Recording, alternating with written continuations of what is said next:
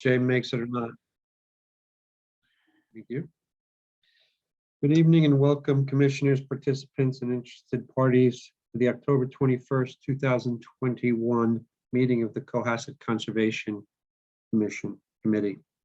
I'm Chris McFarland, Chairman of the Conservation Committee, and be running tonight's meeting as we implement the Massachusetts and Cohasset Wetland Protection Act and the Cohasset Stormwater Management Regulations. We'll be operating this meeting using a Zoom platform and ask the public who wish to speak to enter your questions, comments, or concerns in the chat box. Please include your name and address. Only those including their name and address will be recognized. Present this evening on behalf of the Conservation Commission are our Conservation Administrator, Angela Giso, and Town Conservation Agent, Charlotte Pechtel. I'll now take a roll call of Conservation Commissioners and Associate Commissioner. Please respond by repeating your name and saying present. William Ashton. William Ashton, present. Tom Bell. Tom Bell, present. Kathy Berrigan. Kathy Berrigan, present. Eric Eisenhower. Not present. Trish Grady. Trish Grady, present. Jay Pampare, not present. Chris McFarland, present. So we currently have a quorum of 5 commissioners. And Associate Commissioner Chris McIntyre. Chris McIntyre, present. Great. Okay.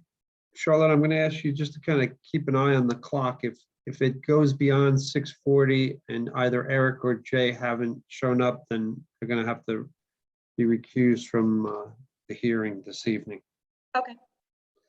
Our first hearing this evening is NOI 21-28, which has been continued since October 7th. It's the town of Cohasset, and the project is the addition of a sidewalk on Sawyer Street.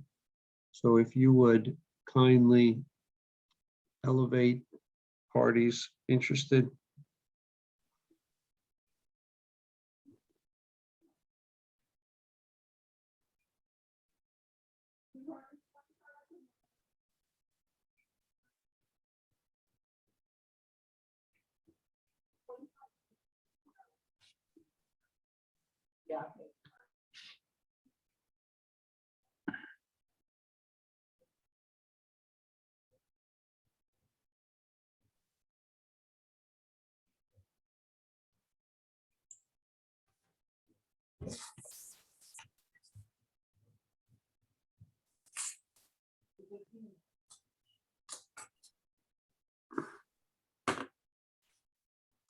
Okay. Mark, are you going to start off this evening? Sure. I'll actually Jason? start off, just do a quick introduction. So Great, thank you. we're back again. We have the current plan that we reviewed at the last meeting. We also revised the plan to include a permeable pavement option that was submitted to you guys earlier this week. So we'll leave it in you guys' court as to which option you deem is the better option. And I'll turn it over to Mark and his team to go through the new revised permeable pavement plan. Okay, thank you. Thank you, Jason. Hi, good evening, folks. I'm here with Ed Hutcherson and Beth Perrant back here. And let me just take you a walk through, if I could present the, oh, there it is right there. It's up on the screen already. So we've taken another look after speaking with the town, and I believe the town is going to require equipment for porous pavement for the cleaning of that. And we have gone through and redesigned the sidewalk to incorporate that porous pavement and for the entire length of the project. I don't have control of the screen right now, but I think Beth has it, the screen right now. So Beth, if we can just walk through, start from the beginning. So we still have the wheelchair ramp in the beginning of the project right there. And as we go through to the catch basins at station 490, we eliminated the leaching basins there. So they're not needed now with this new design. And as we walk up the hill, upstation, Beth, if you want to keep going to the next page. We still have another catch basin about station 9. Yep, right there. The leaching basins or the triple leaching basins have been removed there since we have a new design. As we keep on going up the hill, and we come to Fair Oaks, we eliminated the catch basin at the top of the hill or on the side of the hill on to the east side of Fair Oaks Lane. We still have the walkway through the island and the wheelchair ramps on either side. Now with this porous pavement, if we can just go, Beth, we can go to the detail. We can review the detail where we have 4 inches of porous pavement over a choker course, over 12 inches of over gravel. And then we have another filter blanket pea stone over 3/4 inches of crushed stone, 3/4 inch crushed stone as a reservoir course in an under drain.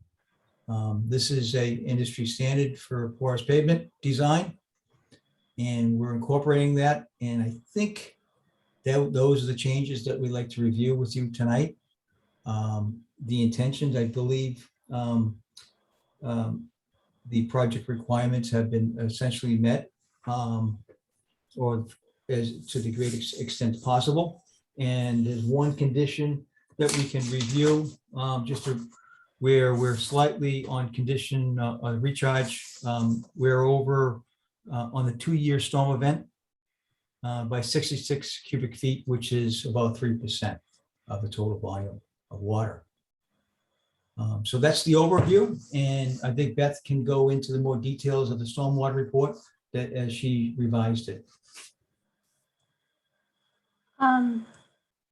Yeah, so I revised the whole stormwater report to account for the porous asphalt sidewalk for the entire length, which decreases the proposed impervious. And the peak flows are all equal to or lower than existing. The one sticking point is this 2-year runoff volume. I could not get that number to go down to the existing. And I tried many iterations of so basically to step back for a minute, this is analysis point 2, which is near Fair Oaks Lane. The 10-year storm and the 100-year storm were able to either stay just about at the same runoff volume or decrease it, but the 2-year storm was a slight increase. So to go to the figure, this is the subcatchment area that we're talking about. And we're adding 4 wheelchair ramps here. And the wheelchair ramps have to be cement concrete because of the way they form the slopes and put the tactile warning strip in.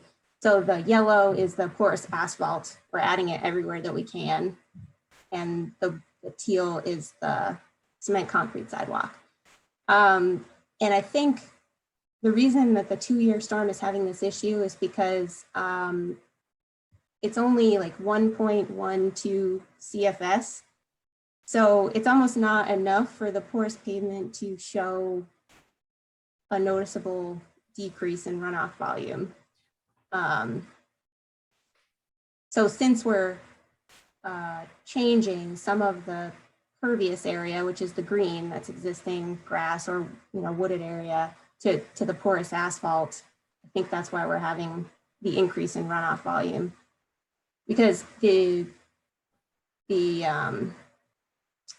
the addition of the wheelchair ramps in this location. So we wanted to point that out because that's the one piece that we just couldn't get to fit in the puzzle. But I think this design compared to the leaching basin design certainly gets much closer and meets some of the issues we were talking about 2 weeks ago. So it's certainly an improvement in that respect. So if I may to commission members, we've looked at another alternative compared to the leaching basins. So I'd like to hear the commission's thoughts on the difference between the two designs, which the commission prefers. Or if you have any questions, we'd be happy to answer them.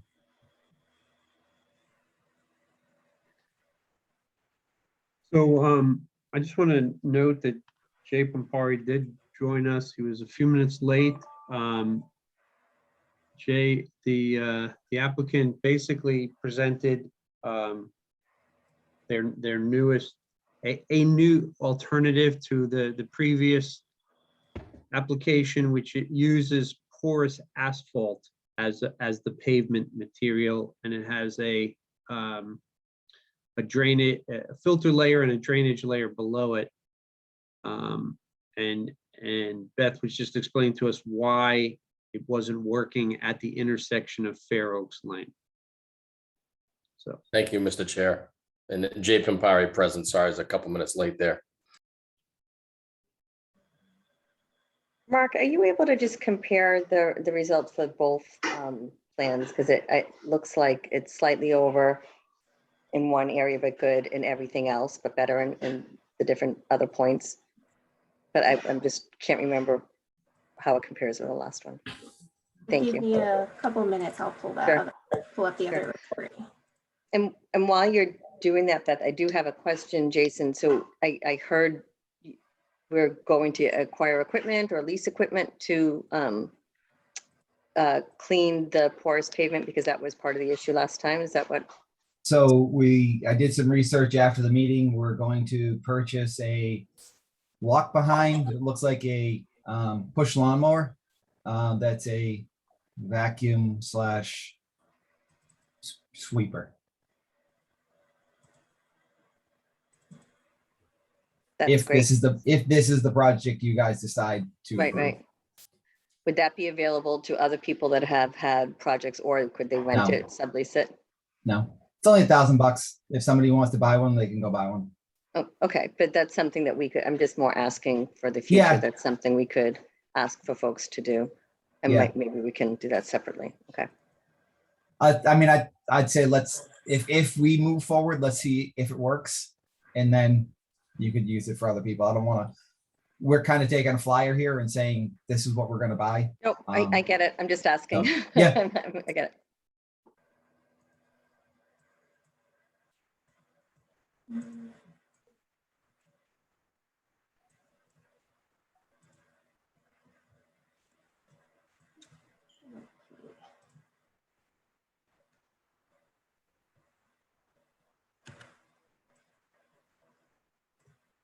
Is this the 2, 10, and 100-year storm events that we're trying to blow up here? Correct. Yeah, and I added this column after the last iteration with the percentage increase, so it's a little bit of a different table. I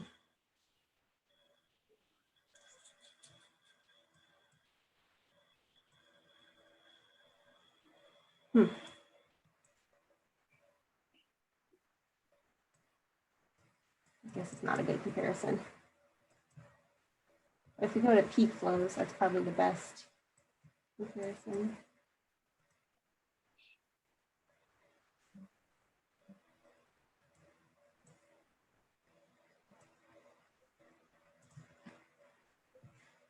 So before, with the leaching basins, we had some increases to the peak rate at analysis 0.1. And now at analysis 0.1, we have decreases. And at analysis 0.2, we're staying the same. We were staying the same at analysis 0.2 with the other design also.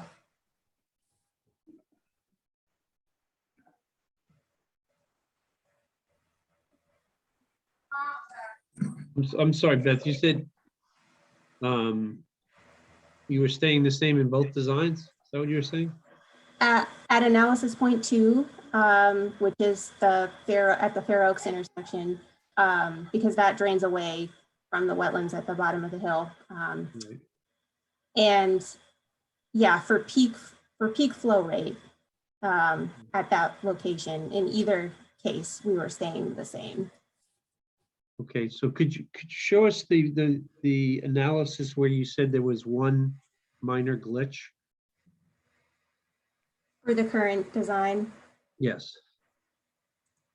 yes. Beth, just for some idea of scale, can you comment about the volumes that different volume at analysis point 2 from 3? You see what I'm getting at is the magnitude of the amount of water you're dealing with. It seems like analysis point 2 at Fair Oaks is a very small area and 3 is a very large area. Is that right? Right. Analysis point 1 is larger. Yeah, okay. Yeah, because it includes subwatershed 1, 2, and 3, because they're all flowing downhill ultimately to this wetland. And analysis point 2 is only this subwatershed. Yeah. Because that's the limit of the project. And that's where you have this small overage. Right, in the peak runoff volume. So it's about a 3% increase. It's 66 cubic feet. So the peak rate, discharge rate remains the same, but you can see right here is the increase. 2306 is the pre-development peak runoff for the 2-year storm, and 2372 is the post-development peak runoff.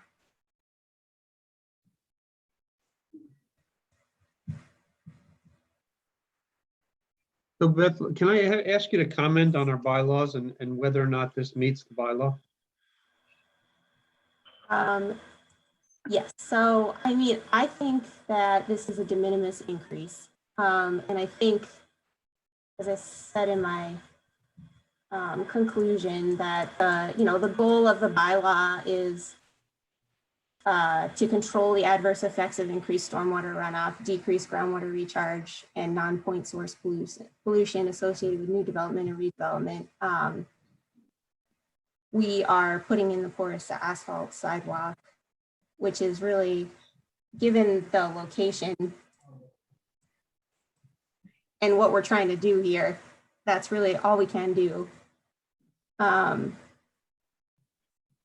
I don't know that 66 cubic feet of runoff at a 2-year storm with a peak rate of 1.12 CFS is going to be noticeable.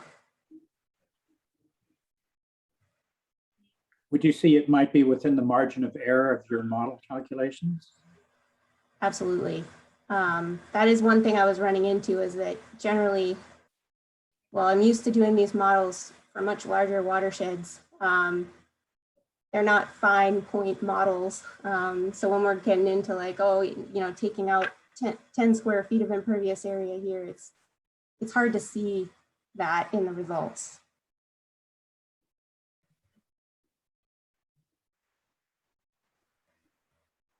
Okay.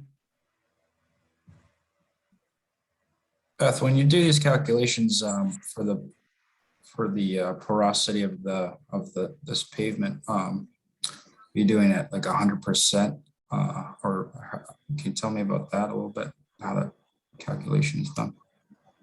Sure. So yeah, you're assuming, the model is assuming that it's everything that falls on the sidewalk is going to go down through the filter, so it does not run off. Does that answer the question? Yeah.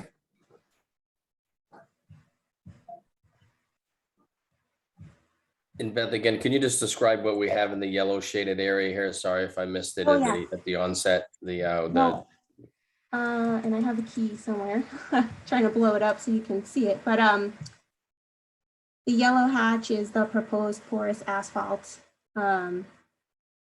And I was trying to show, because I know we talked at the last meeting about, I think you had asked if I could show where the overlaps were. It's kind of still hard to tell at this scale, but that's what I was trying to do with these hatches. Could you blow that up? Because that was my next question as far as if you were able to do some form of an overlay to see. Yes. I know there was discussion about in some areas, the actual pavement will cover the existing street now. So it's truly, may not truly in all areas be really going out the full 5 feet.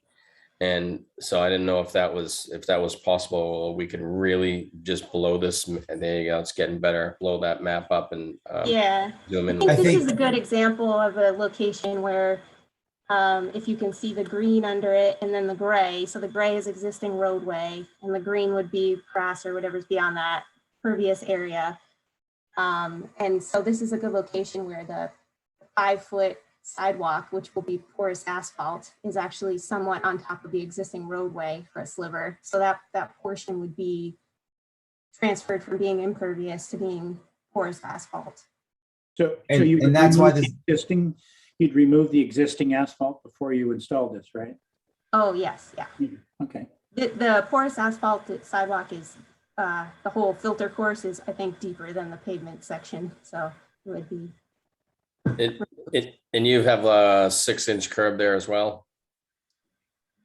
I believe it's 6 inches, yeah. Yeah. Yeah, 6 inches. Could you carry that slowly, just right down in small segments there? Thank you. Yep. I think the fact that we're cutting into the existing pavement is why you're seeing a decrease on the first catchment area versus existing.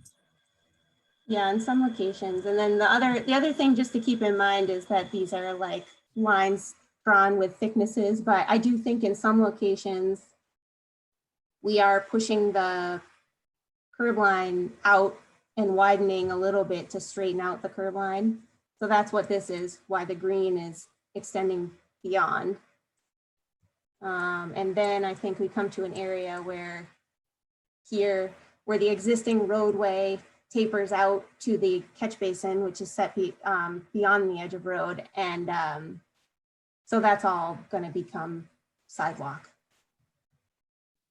While you're at this location, could you explain the outfall here and how it's going to be reconfigured? Sure. So this is not an outfall. We're still halfway up the hill here. So this is an existing catch basin. Oh, that's the existing catch basin. Okay. Yep. Yep. But we can go to the outfall. We're almost there. Well, take your time. I want to just make sure Yeah. So here's, I gotta go to the top of the page. Sorry, I don't want to make you dizzy. I've been on the other end of this. Oh, bear with me. Close your eyes. I'll tell you when I'm there. Okay. All right. So we're continuing down the hill now. So while we're on that, Beth, and on top of the screen, is that a cut or a fill? Goodness, I'll have to zoom out. Let's see. Oh, I have the sections. Yeah, the sections above, Beth. Yeah, that was the figure, so they're not there. I think we're in this area. Station 7. That's actually right between, so station 8 is a cut and station 7 is where it's a fill. So right in between here and here is sort of where it's transitioning. And you can see the existing hill here too. So it's right about here that you're transitioning to a fill. Okay. So that was the ledge outcrop cut? This is, yeah. Okay. That's right here too on this figure. Yeah, and then I think we're mostly matching the existing edge of pavement down to the low point, with the exception of this small area similar to the other area where the catch basin is offset from the edge of road, and it will become porous asphalt. And so this is the outfall location. There's an existing pipe that comes out. We are going to put in a new, or we're going to do a change in pipe for the existing catch basin that's already connected to the pipe. So we'll just fill in the sump and put a cover on it and connect the new catch basins to it. So you never have to touch that existing pipe. So that existing outfall is going to remain in place as is? Correct. there's no need to extend it out. No need. And since we're on that, I know we've talked about, seem to have covered the stormwater, because you understand there's a stormwater permit and then there's a notice of intent permit here. So while we're on this slide, this captures into the wetlands rules and regulations, the notice of intent. The wetland here is obviously our big concern and extremely close, if not right up against that. Can you just talk about the impact, if at all, on the wetland and how you're going to go about doing that? And I know if this screen could even be blown up a little bit more, or it's tough to just get a true delineation of the wetland and where that wetland line is in relation Yeah. to the riprap wall and everything else. I think it's a little easier to see it on this plan. The dark line with the 3 dots is the wetland line, and C7, C8, C9, those are the wetland flags. So in some locations, the rockfill slope is going right to the boundary of the wetland at the low point here at this point. But then it comes back as we start to go up the hill. So they'll install the sediment controls early and, work from the roadway side as they're installing. So Probably add more to that.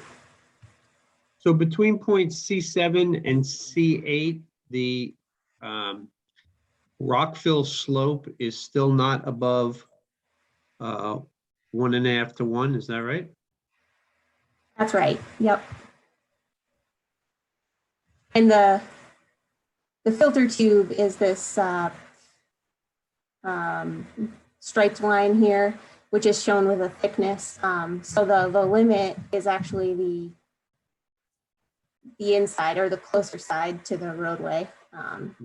So the filter tube will be installed at the wetland line, and then you have. Beth, if you look at the section in that area, I think that may help show the picture that we're looking Well, for. this section's quite far away from that area, so, We took a critical section at that location. okay. Just trying to find it. 490. So this is the section.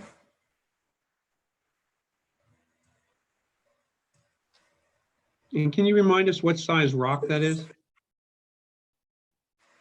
Mark? That is 8-inch minus material.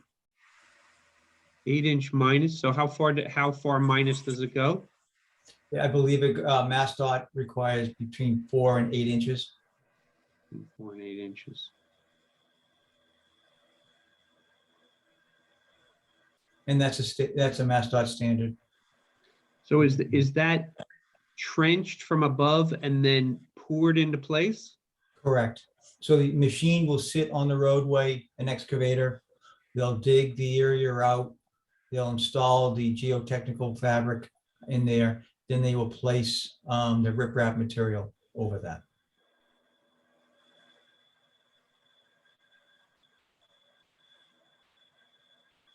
And do you have a calculation of how much fill will be in the wetland or in the buffer area? No. We don't have that. I can just double check on the modified riprap to make sure that I am correct on the materials. And while we're on this, can you explain what is the 2-foot level there? What the material would that be of? That would be lumen seed Lumen seed, okay.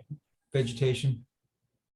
And you need that next to a sidewalk to hold the sidewalk up, and also if a pedestrian walks close to the edge.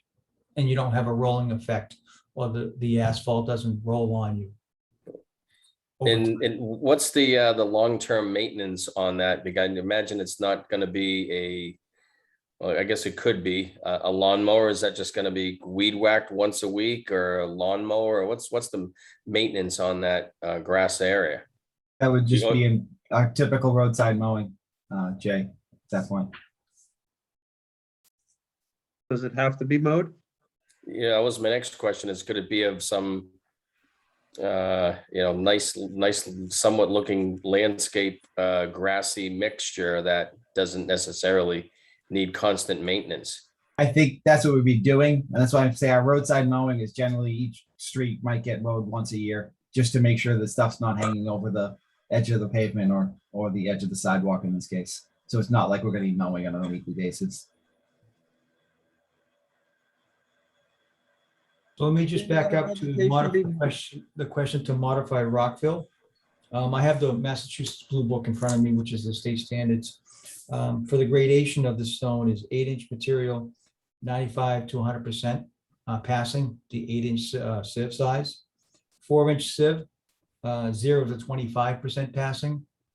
And then 0 to 5% passing on the 2.5-inch minus material. So it does have a smaller stones to chink the larger stones. So it does have that ability. So the majority of the stone is between 8 inches and 4 inches. And that's minus. We call that minus when we do the gradation. So does that answer your question? Yes. Okay. Is it, this is what we would see along the highway, I guess, since it's a MassDOT standard, correct? Correct. Yes. Is it stable if you walk on it? It's not meant to be walked on, but you can stand on it. It's not your big stones that you would find at a coastal area. You would find this alongside the roadway. You would find this areas of drainage for slowing down the velocities of a pipe or an outlet pipe. You'd see it if you want to see it in Cohasset. It's on the Brook Dam in Beechwood. The slopes there are riprap, similar to that.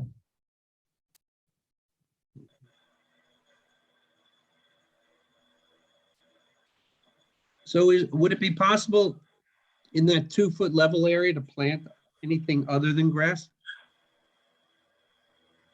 Or would that destabilize? I would assume it wouldn't be good for the underdrain system of the permeable pavement to have larger roots growing in there. Yeah, you want to keep the root systems away, even though that detail that we have there, we have some geofabric on the vertical faces of the porous pavement section. Okay. And lumen seed on the edge of a walkway or sidewalk area is common practice. So is 10-year-old boys pushing each other down a big slope into a wetland?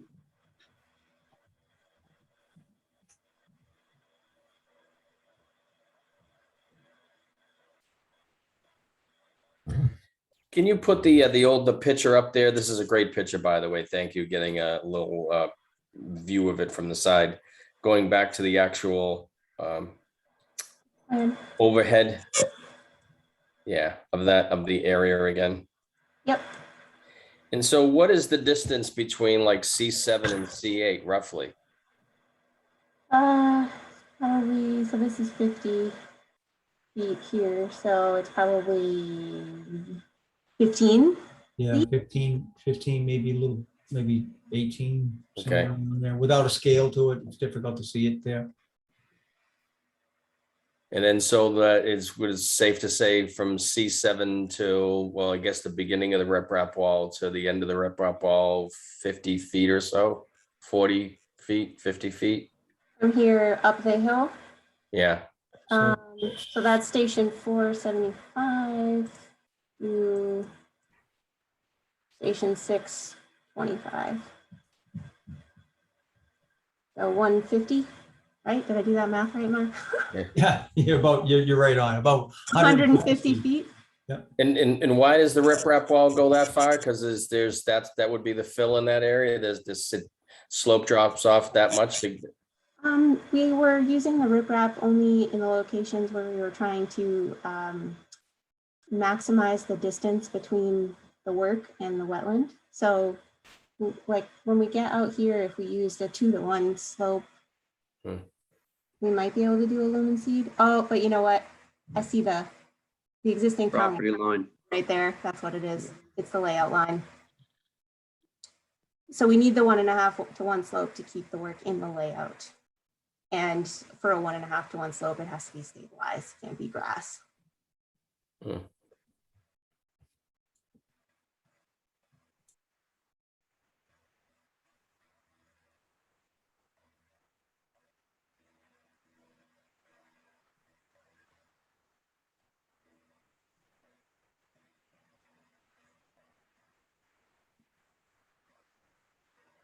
I know there's one other person that might be interested in talking on behalf of the town on this project, and that's Katie Dugan from the Master Plan Implementation Committee.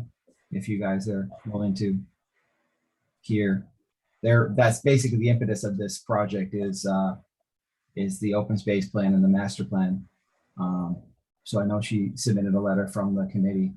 And I hope you guys all had a chance to read it prior to, but she's also in attendance if you want to hear that opinion.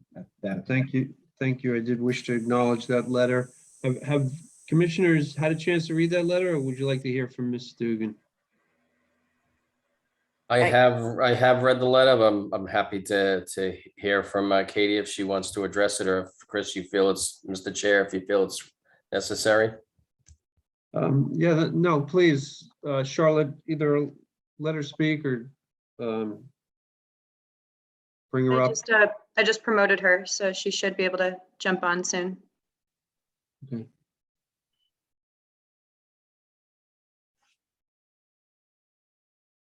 Not sure if she's away from her computer. It's still showing her as an attendee. Yeah, she might have stepped away. I'm not sure. Mm. Is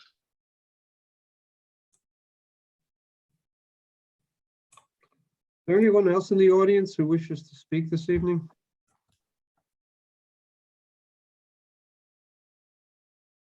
I'm not seeing, oh, there it is. I'm not seeing the list. Someone has raised their hand.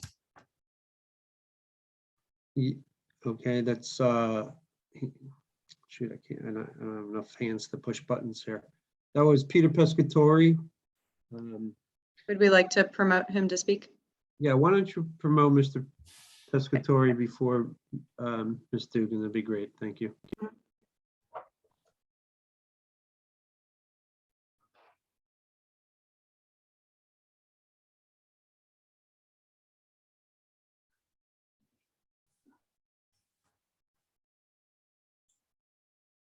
I just asked Peter to unmute. Okay. Yeah, I don't see my my screen, so We can't see. get I can't get at my controls. Anyway, good evening. Can you hear me? Yes, we can. Thank you. Okay. Good evening.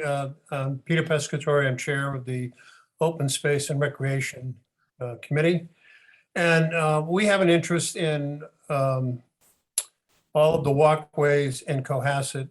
When we did our surveys and had the forums for the public to comment on what their preferences were for open space and recreational events in general, all of the, most of the community was in favor of safe walkways and bike paths as a means to access open space and recreational opportunities by foot or bike. And so we're in support of the sidewalk regimen that the Master Plan Implementation Committee has put forward or has identified. And this is one link to the master plan's goal of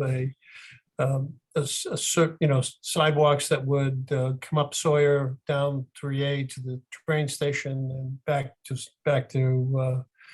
North Main. And so I'm here in support of that and in support of Katie. We were trying to, we tried to hold an emergency session, but we couldn't get a quorum for our committee on Wednesday, where we were going to discuss the letter and vote to recommend it from our committee as well.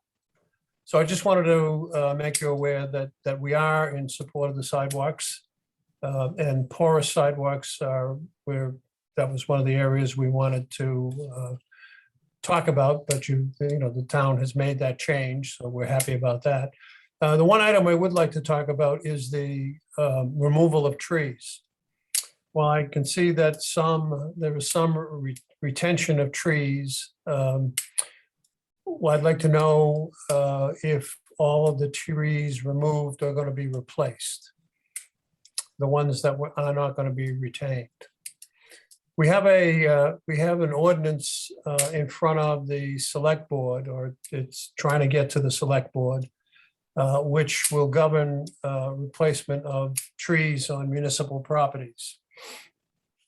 It doesn't deal with private land use at all, but for anything municipal, we do have a tree maintenance ordinance that has been written, and we're trying to get the final language finished and to the select board for approval. It'll be a regulation, not a bylaw. So in that, it does require when trees are removed on public property, they need to be replaced. Now, it hasn't been put into effect yet, but I think the general desire of the community to retain the tree cover that we have for a lot of reasons. The character of the town, the climate change, to help us to get carbon out of the air. Trees are free and they carbon sinks for all of us. So that's pretty much what I wanted to offer in to make sure that you understood that the open space and rec is in support of all the sidewalks we can have and bike paths. And we'll be actively campaigning for that in the future as well. So thank you for my time. I appreciate it. Thank you very much. Is Katie Dugan available now? No, not yet. Okay. So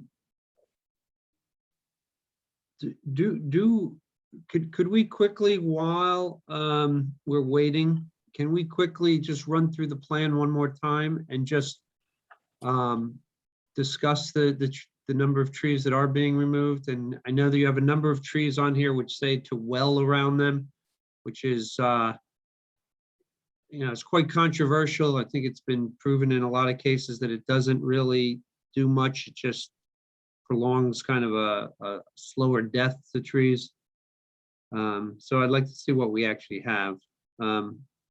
We won't count the first dead tree, so I'll put you off the hook for that one. Okay, so we have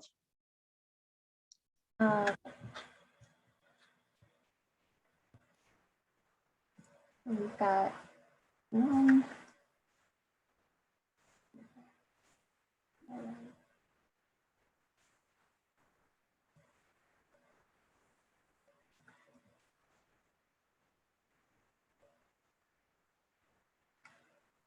so don't move too fast, please. You have a retaining of an 18-foot tree with proposed stone masonry tree well. So you are filling around that tree, correct?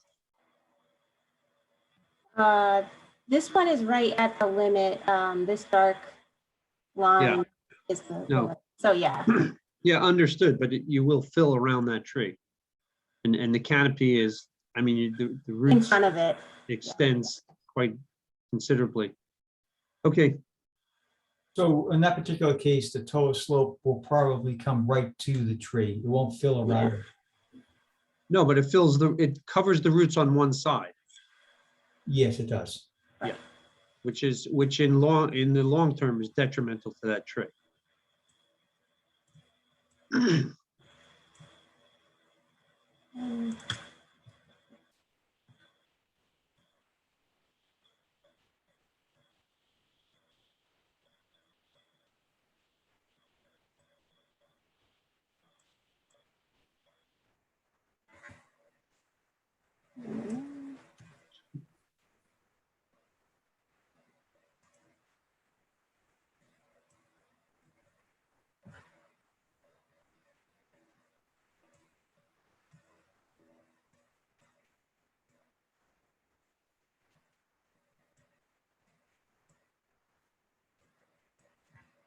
Slowly, please.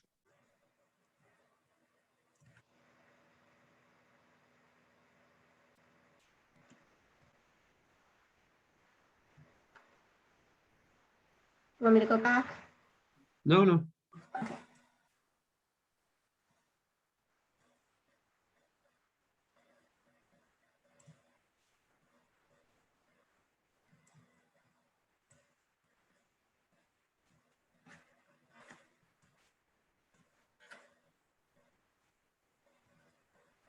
This is all out of the 100-foot buffer right now, Yeah, correct? Yeah, yeah, long out of it. Okay. yeah, we were, this is the buffer. Right. Well, I think it's still important that we consider what's going on beyond the buffer zone, because it does impact what's going on in the buffer zone.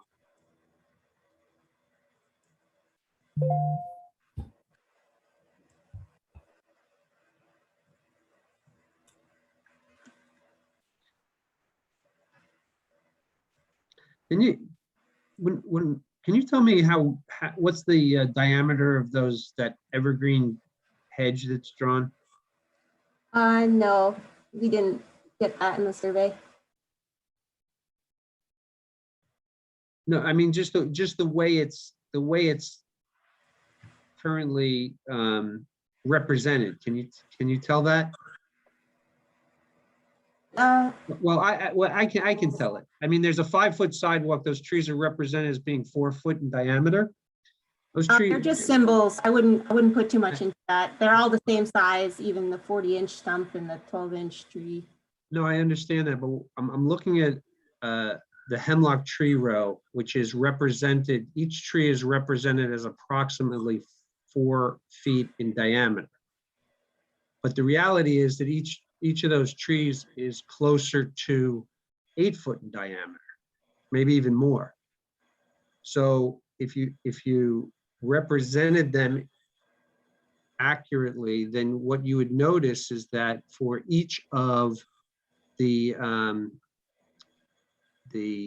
trees that you're drawing, you're actually going to be cutting, well, maybe not all of them, but certainly the ones towards the middle here. You're going to, sorry, that was me. You're going to be cutting into their root system is the concern I have, and that's on private property. So I'm just pointing out a concern. I think. Yeah, that is a cut. Okay. I mean, if you just, hold still for 1 second. I mean, if each of these trees is actually more like, sorry, however big they are, I don't know. But if they're double their size, I'm just concerned about what's going to happen when they get cut off. Just gonna look at Street View. What's that? I was just gonna pull up Street View to see what these trees look like. They're quite large. Yeah. And if you consider some of the other trees being even more so, the amount of root that actually is affected by the operation is quite considerable.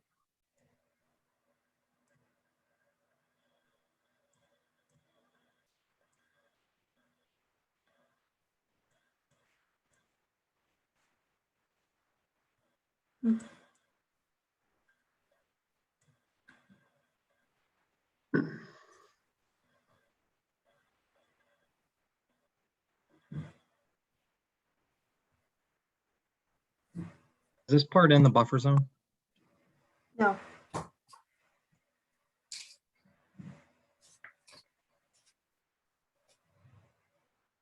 So can you quickly just give us a count of Sure. what you noted as removed? It's 5, 8.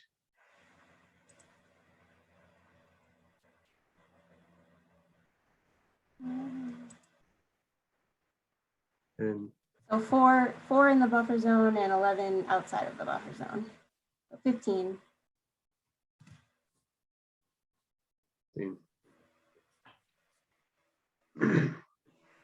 But I feel fairly confident that that number will actually, you could spend the money putting tree wells in, et cetera, but it's probably smarter to actually put new trees in. I think you'll find that most of the ones you try to well around, they're going to have a fairly short lifespan to them after they, well, I shouldn't even say short. I mean, sometimes it takes a while, but they will be stressed over time and eventually succumb. So.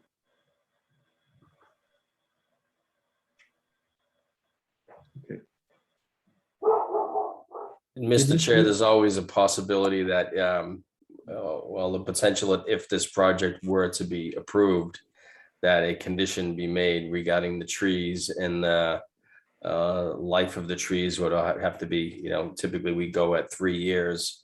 And if any trees potentially, and, an arborist could review the sidewalk, not the sidewalk, but the trees that have been affected within a certain time frame, and if any of those are dead, then perhaps maybe they could be replaced or others could be planted. So it's something to think about with a potential condition. Yes.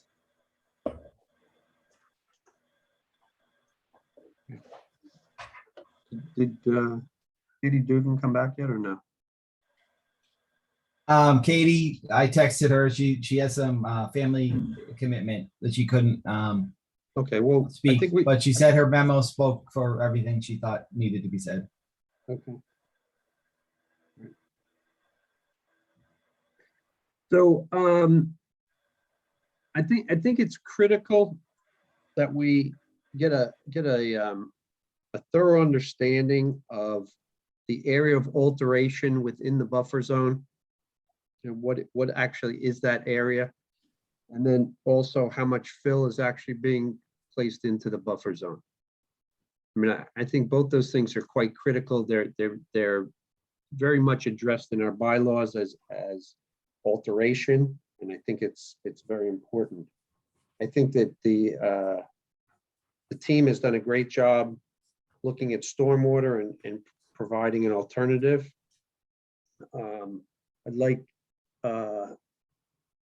Tom to weigh in, if you would, a little bit, if you have strong feelings about the previous system versus the new system. I think that we don't have the luxury of kind of picking and choosing what our bylaws are, and our bylaws do say that we have to have rates, pre-development rates, which are lower than post-development rates. I'm sorry, post-development rates have to be the same or lower than pre-development. Well, I'm satisfied. I'm satisfied with the alternative that's been proposed. I'm glad to hear that vacuum cleaner only costs $1,000, so it's not a huge barrier to this. It will be, I think, for one thing, I think it'd be a very interesting test to see how these systems work.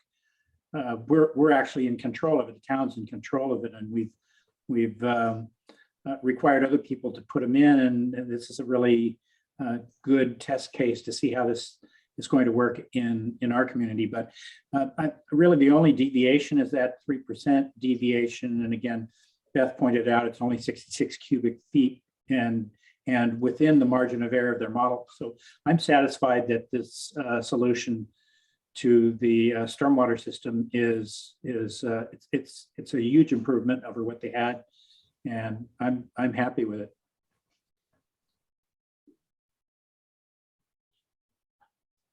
You also seem fairly positive about the system they showed previously, and I'm just wondering if I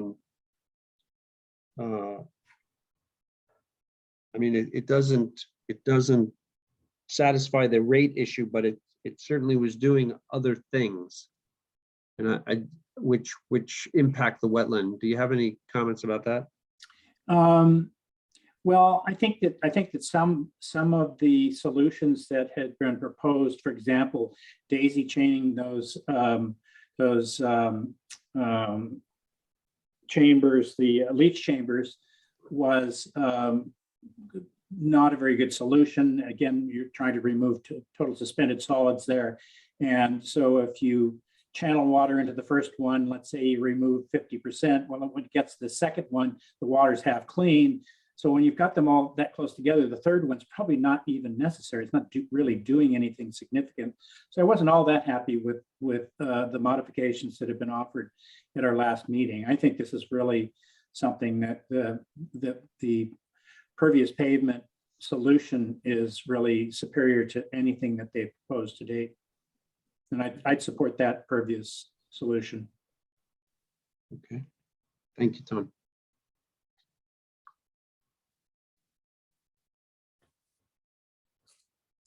Does anyone else, Kathy, Trish, Will, Chris, does anyone else have any comments or thoughts on either the stormwater or the wetland issues? I appreciate this, the changes made and the willingness to relook at something that we thought we kind of exhausted options on, because I think this is a lot better. I know that it's not perfect, but it seems like to me that it's met the intent and it's within a margin of error, which I really appreciated you pointing out, Tom, because that makes a big difference to me too. Because I think we all can get behind the master plan and the need for sidewalks and all of the above. We're here to uphold the bylaws of the wetlands. And so that's what we're really focusing on. So this to me is a big improvement.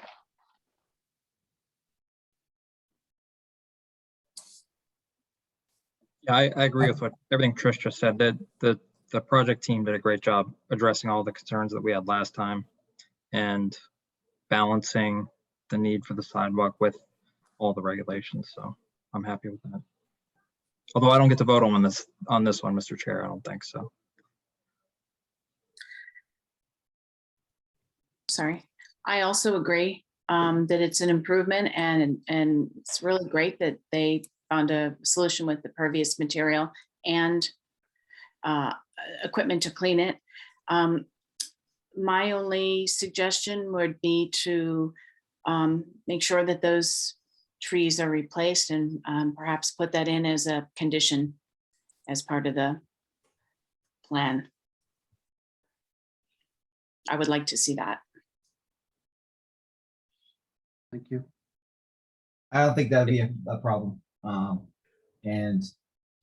As part of it too, is to Jay's point, we can have the tree warden go out and inspect any ones today that we're saying we're gonna remain, assess them and catalog them, and then reassess them in 3 years to see if there's any degradation and need for replacement of those. I'm going to actually lengthen that, Jason. The filling of trees is not an immediate killer of trees, but it definitely stresses them and it takes time. I'm trained as a forester, so I know what this actually does. It's likely that the majority of these trees where soil is filled on top of half of the roots or a third of the roots of more than 6 inches will kill the tree. It'll take about 8 years. So but I'm not recommending necessarily that we have to wait for that. I think that you'd be throwing, I mean, you can make a decision. You'll see evidence, I'm sure, Chris. But if it's gonna, if you're saying 8 years, you'll see evidence within 3 or 5. But we'll work with the tree warden too to make sure that whatever we do is gonna lead to. We don't want to be removing trees afterwards. That's the worst thing you can do. It's gonna cost more money to have somebody come back. That's my point, is you don't want to be removing them afterwards. What you want to do is you want to count for what's not going to survive, and you need to I don't know how many places on this site you'd actually be able to plant a tree. So, we'd look to see if there's any opportunity, and if not, then we're going to look for other sites for you're going to mitigate. I think that would be a more fair solution. I think that would probably be a better solution, honestly. I don't think planting trees there is going to really have any benefit. There's trees right behind it. It's a forest. So planting a tree there has little value. If we wanted to, we could redo those trees someplace else in town. Would be fine with us as well. Well, I think once this is cleared for the sidewalk, you may feel differently. Agreed. I mean, I don't know. We'll see what it looks like. We can plant some there. We can plant some other places. we're up for whatever.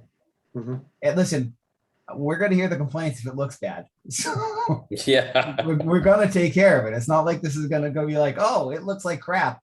We're contractors, we're leaving town. We're gonna get the phone calls. So there will be work done to address this if it looks horrific when we're finished. Mhm.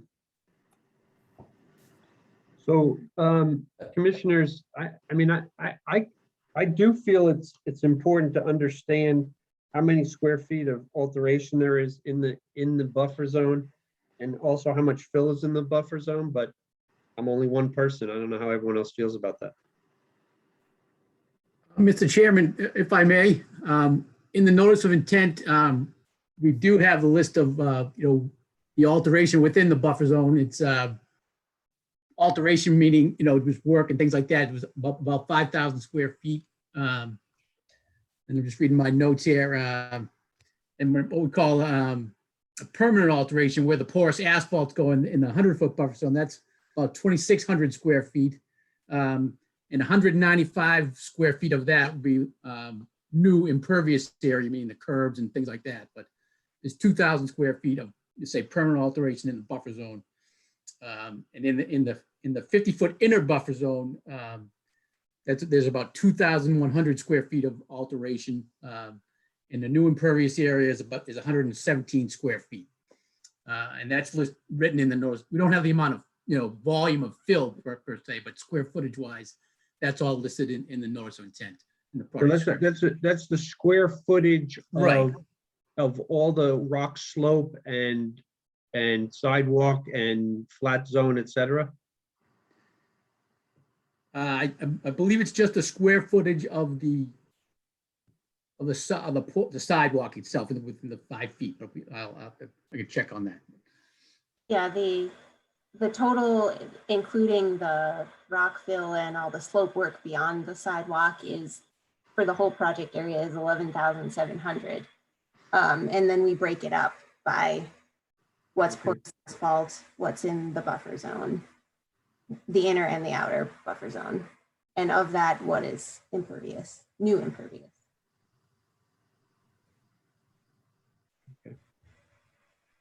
So basically, within the buffer zone, we're looking at about 5,000 square feet.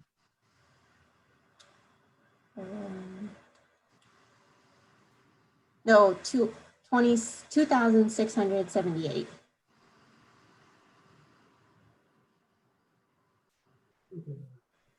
Sorry, I need to. Beth, could you clarify that? Is that are you talking between the 50-foot buffer and the 100-foot buffer in that case? Or are you talking about the entire, the combined buffer zones? Do you remember, Ed? Yes, I believe the Well, if you read this, it says 2678 within the 100-foot buffer. Then further Right. down, it says 2118 within the 50, correct. within the 50. Right. So most of it is within the 50. You're So what's within the 100-foot It's is not in. 2678 minus 2118. Okay. So is the amount of fill not identified because we're just not sure yet? Is that? I just The missed. volume, yeah. Yeah, I didn't guess- realize we needed that, but we can calculate it. We do have that information. Is there parameters, Chris, that we could outline, given that we don't have that information now in an order of conditions for the fill? No, I don't have parameters. I feel it's very important because this particular project is kind of, it's going to be referenced in the future by other engineers who are going to say that the town of Cohasset was allowed to drop this much fill and alter this many square feet. I think it's important that we understand what it is so that each commissioner votes, to make this, to allow this variance to go ahead, and that, that we are all comfortable that the buffer is not being altered in a negative way. That's what it really comes down to. I would also note that this project is for public safety too. This is not a homeowner putting something in a wetland. This is for public safety. This is protecting pedestrians. This is not about a homeowner. This is about the town doing something that's for public safety. And I agree with the chair's comments there about, making sure that everyone is comfortable with any decision that's being made. I'll say a few words. I have been kind of torn on this project from the get-go. I'm totally understand that I'm very supportive of the sidewalks and encouraged to see there were 5 priority sidewalks. So I'm encouraged to see that. I understand we need that. It's to Jason's point, it's a safety issue.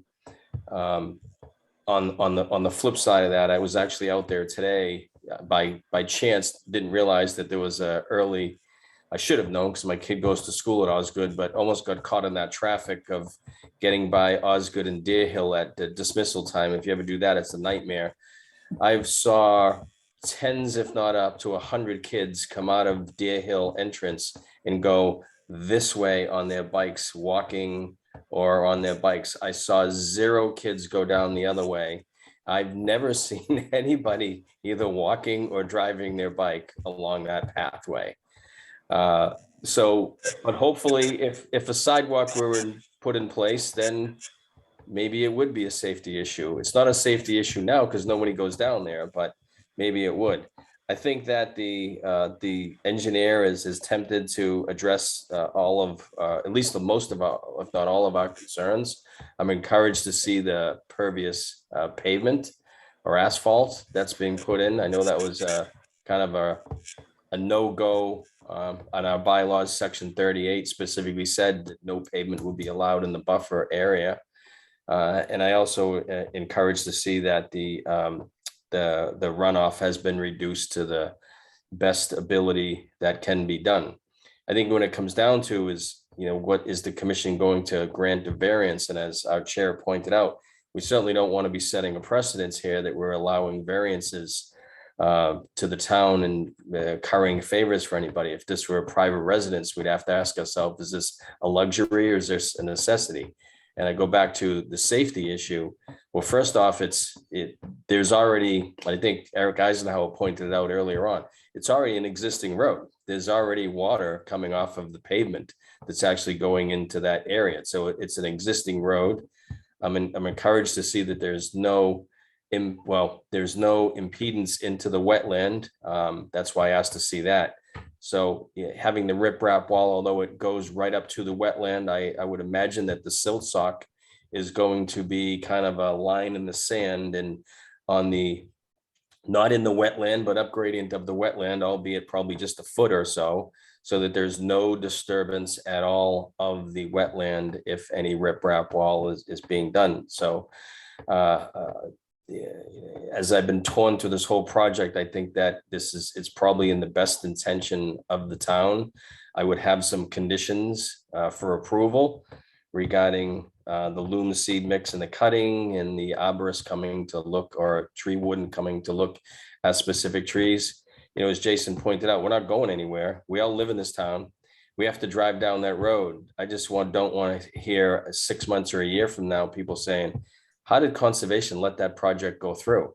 And so if we are going to approve it, we need to realize that, this is being done in a rare and unusual circumstance, in my point of view, from a safety standpoint of making the situation better and no further stormwater runoff going into the wetland and making it better than it is right now. I don't think we're going to make it better with the tree removal, but it is what it is.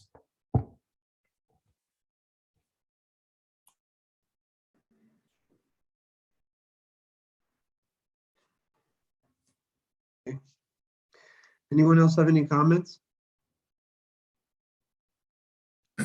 Yeah, Jay, I agree. And I just like to, I don't know a lot about the porous pavement, but sounds great. I just would like to hear a little bit more about the you know, the product information, and the maintenance required, and you know, what the how long it's gonna last, and you know, making sure that whatever the maintenance requirements are, you know, well known and documented in the project, that it's gonna be maintained. Jason, is there an O&M plan or a long-term maintenance plan for? We just use the standard permeable pavement maintenance plan for BMPs for this, which I think is 3 times a year. Sweeping / vacuuming. Is that been part of the submission and the application? Do we have that information? I was going to ask that question too, when I looked carefully, and each of the maintenance plans just deferred to the standard procedures of the town. There's nothing specific for an operation and maintenance plan in any of this that I can see. I'd say give me whatever you gave to Pleasant Street and we'll be fine. Well, you got to give it to us. I know, but we can provide that as part We of. don't give anything to anybody. You got can to give us the plan. You can specify that in your order conditions that we provide you a O&M plan, and we will. Yeah, that's true. It's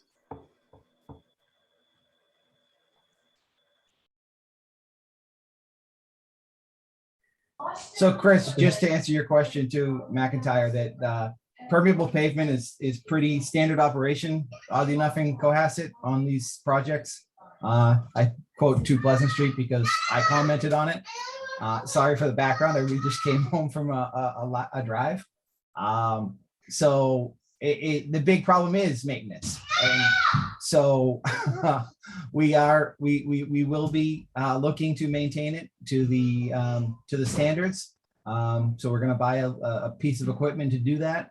And hopefully, as you guys said, maybe we can be the case study for how to do it right and make sure that people are maintaining it appropriately for other projects in town.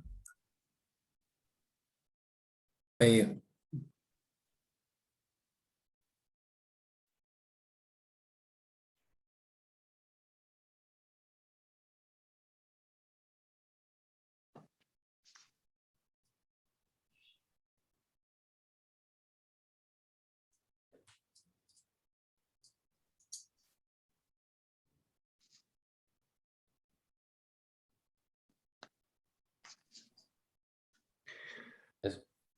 Chris, is it possible to add to an order of conditions just the amount of fill prior, once they have a plan for what that amount would be, that it could be approached and reviewed by Charlotte prior, and then if there are concerns, it comes back up? Well, I'm not sure how we would handle that. Right. I'm just trying to I be think, sensitive to what your worries are. But that's the point. What's the number that's good and what's the number that's bad? Yeah, I think unfortunately, what you see is what you get on the plan. It is, Mhm. it is nice to know the exact number, but I think what you're going by, what you see is what you get on the schematic as far as fill X, A times B times C, basically almost a triangle here is, calculate the area on that, and that's what you get. Mhm. Beth, I think there's a tool in your PDF there that works like a planimeter. If you could just draw the margin of that riprap, it'll give you the area. You know how thick it is. You can give us a volume.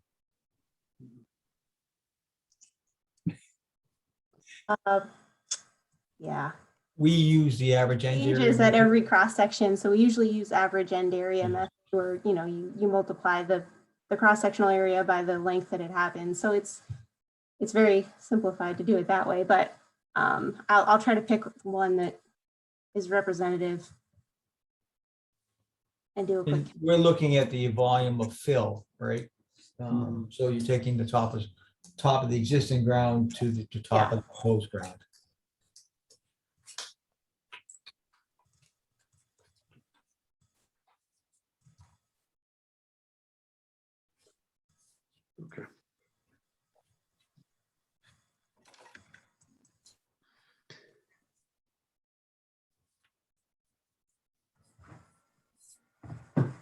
So Jay, I mean, I'm not sure that, I mean, I have a list of conditions. You said you have some conditions.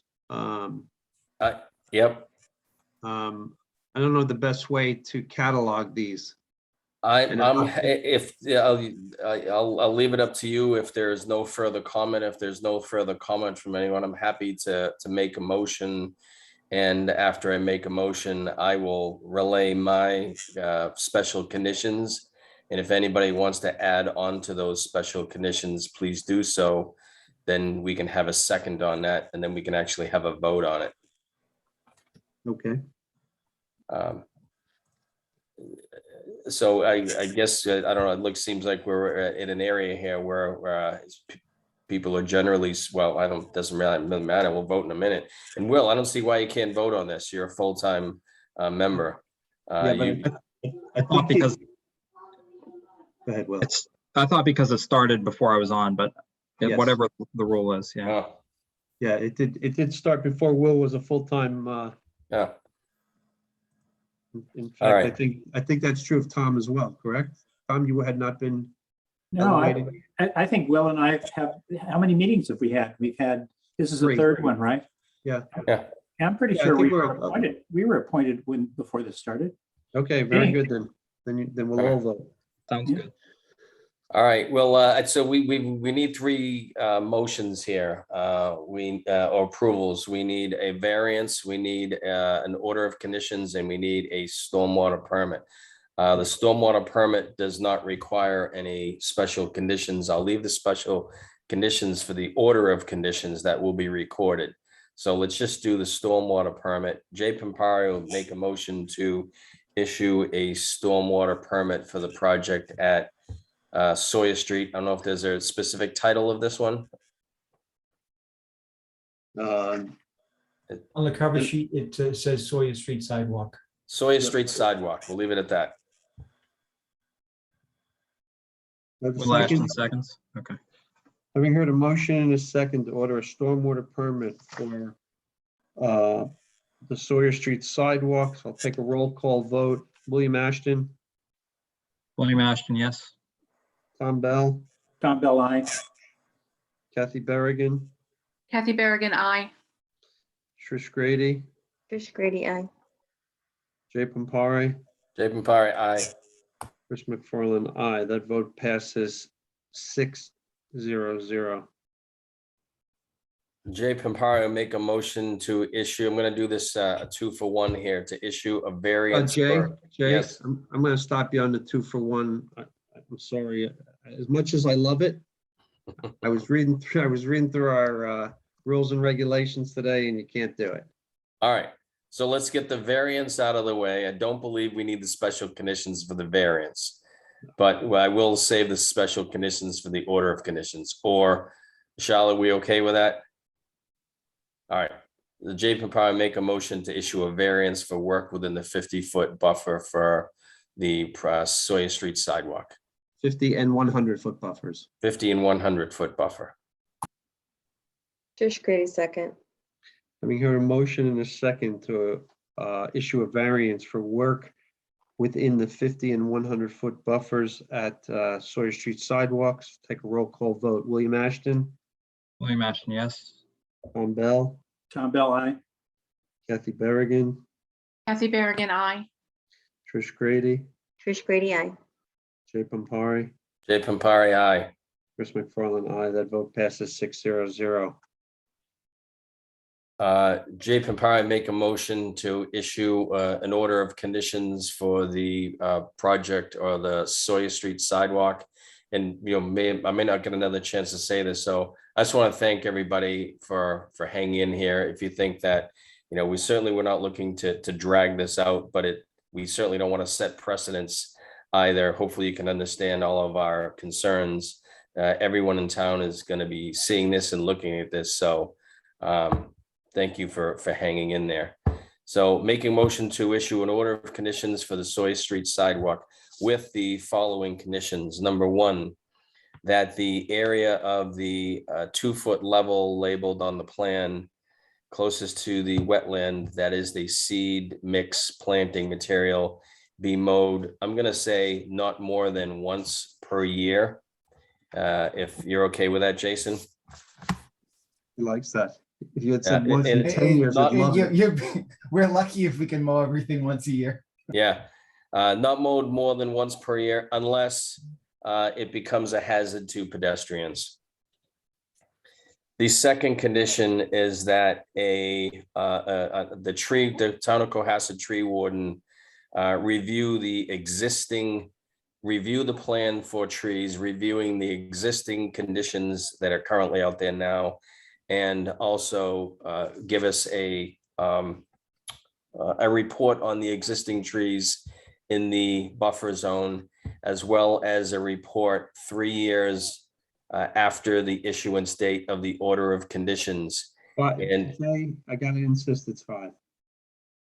Okay. All right. And who is the tree warden? Andy Reardon, I believe Andy something. Is he a certified arborist? Yes, he is the certified arborist. Okay. And Andy's gonna be mad that I can't remember his last name. I was just jumping in to help you, Jason, and I can't remember his last name either. We won't tell. We won't tell. He's not on. Okay, so an initial review, and I would support an additional review 5 years after the start date of the project. And if any trees are deceased as a result of any construction that was, the trees were dead, that were not designed to be removed or not designed to die, that they be replanted with at least 3-inch caliber trees. Can I add? I'd add deceased or in decline if you want, Jay. If Yes, it's it if should say it's deceased or indifferent. Okay, I'm fine with. I like I said, we're not going anywhere. So if it's the tree's gonna fall, it's gonna fall. We have to take it down at some point. So Yeah, may I edit that slightly? sure. Or add to it? I'd like to recommend that the tree warden review the documents and all the trees that are going to be impacted, and to make a professional recommendation for what trees get removed. Understanding, of course, that it's much harder to take out trees later than it is to take them out now. Because, I mean, my opinion is that you're going to have, if you leave a lot of those on the edge, you're going to have a lot of dieback, and you're going to have to deal with them later. And the truth is, you don't want to. You want to deal with them now. And I'm that- 100% fine with that.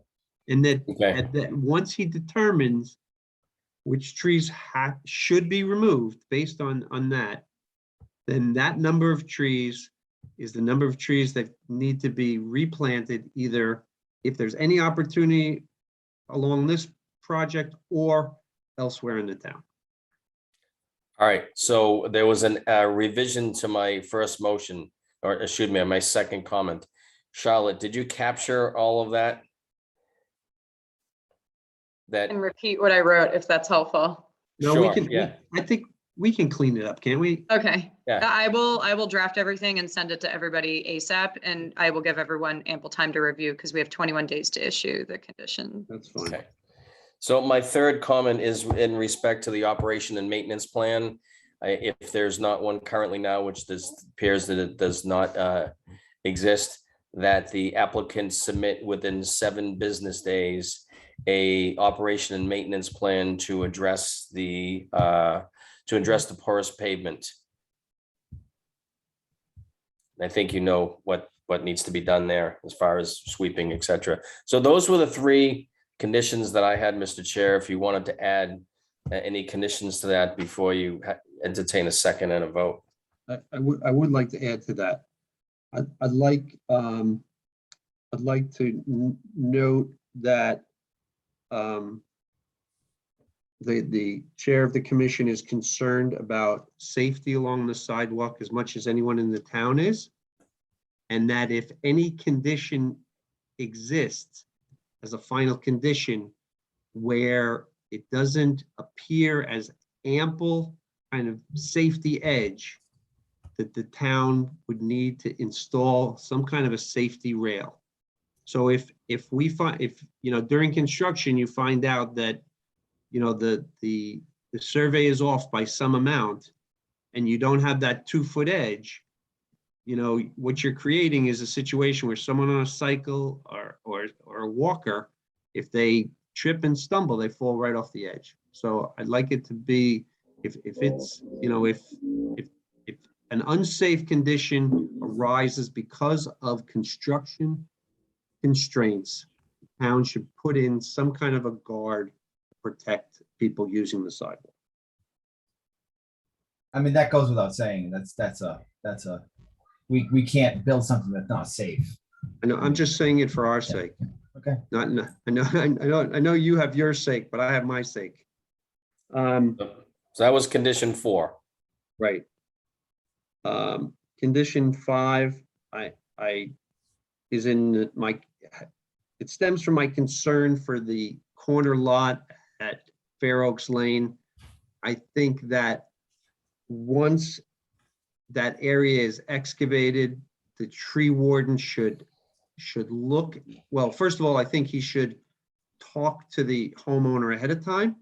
And then once the excavation is started, he needs to look and evaluate those trees. And if, in his opinion, those trees are going to suffer because of this work, those trees need to be replaced for that homeowner, because that buffer is critical to that house.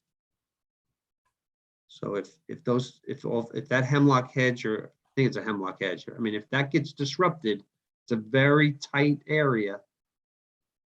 The project has got to replace those trees. That's all there is to it. I just want to say, I don't know if, is that in your jurisdiction though? Well, the project's in front of us. Okay. So, I mean, I don't know that we can go and replace people's private stuff. We'd have to Well, we'd have to discuss I with think- the homeowner, them allowing us to dig on their property, and if that shrub is on our property, it becomes that fine line. If his shrubs happen to be on our property, then okay, we I'm have the gonna, right to cut them back as the town. yep.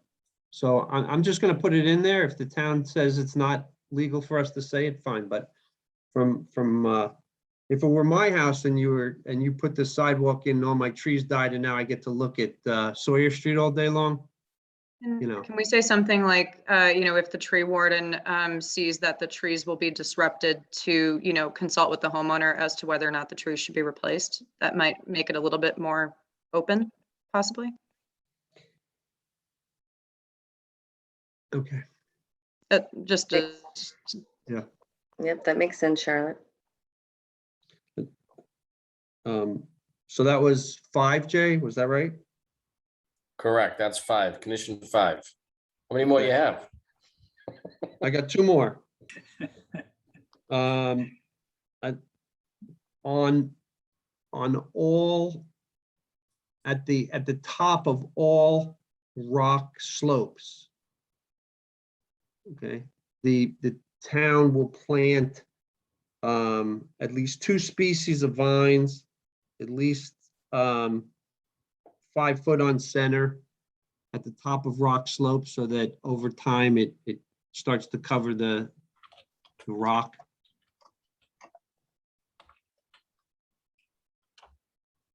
And then for number 6, because this is going to invite people to be directly adjacent to the wetlands, the town needs to, as part of their O&M, needs to have a maintenance program for the wetland itself to remove trash out of the wetland, which is sure to accumulate.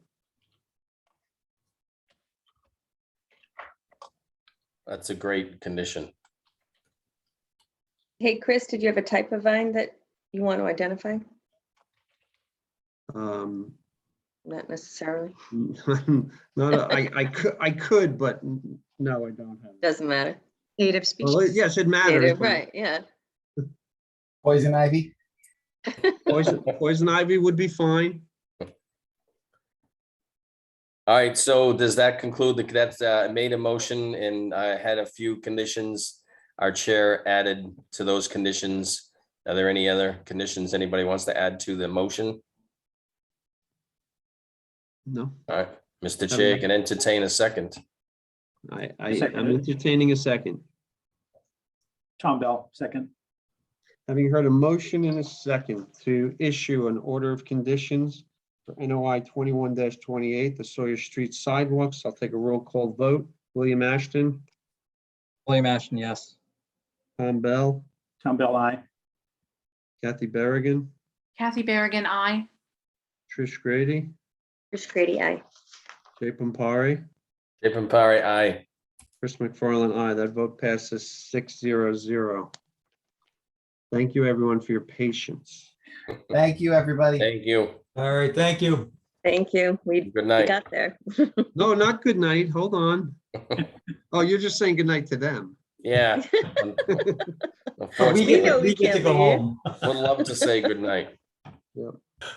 All right. All right, take care. Bye-bye now. Thank Thank you. you. Bye.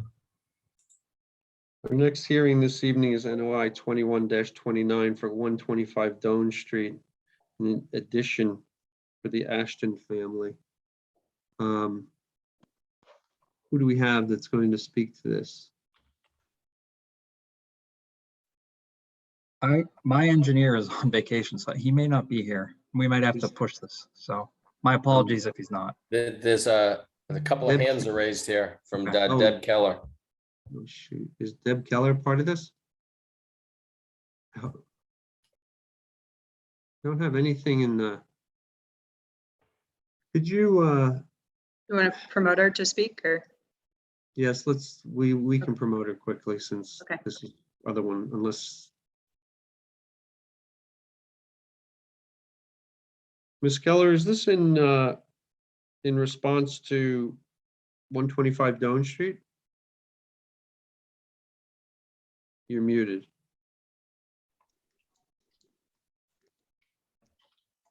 There we go. Can you hear me There you now? are. Yes, we Yes, can. hi. I work with Josh Green over here at Merrill Engineers. I'm a licensed engineer, Deb Keller with Merrill Engineers, hoping to represent the changes that were made to the plan set. Very good.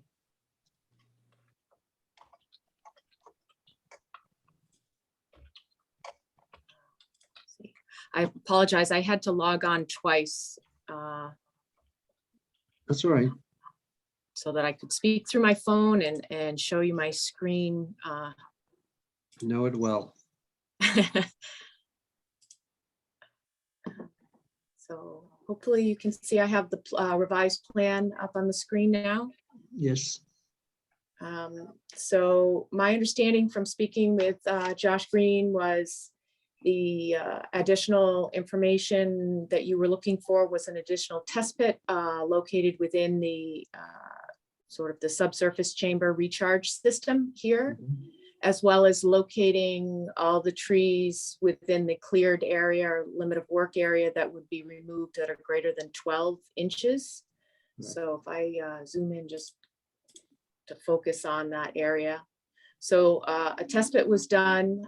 Loamy sand was the main soil type or parent soil type for that system. So that is consistent with the design that was performed for the stormwater. And then I would note that you've got several pines and deciduous trees in this buffer area where the proposed barn is located. There are approximately 11 trees in that limit of work. And then there are an additional 9 trees over on the side of the home here in the limit of clearing area. Okay. I think that was all that was asked of Josh, or that was all that they informed me of to this point. I can try to answer any questions. So with the removal of those trees, is there still adequate buffering between this property and the neighboring properties? The majority of the trees here are in the area where the side addition is to the home. So there is definitely adequate. Let's see if I can get this to move correctly. So you have conservation land along these two sides. Okay. So this would all be wooded here. Mhm.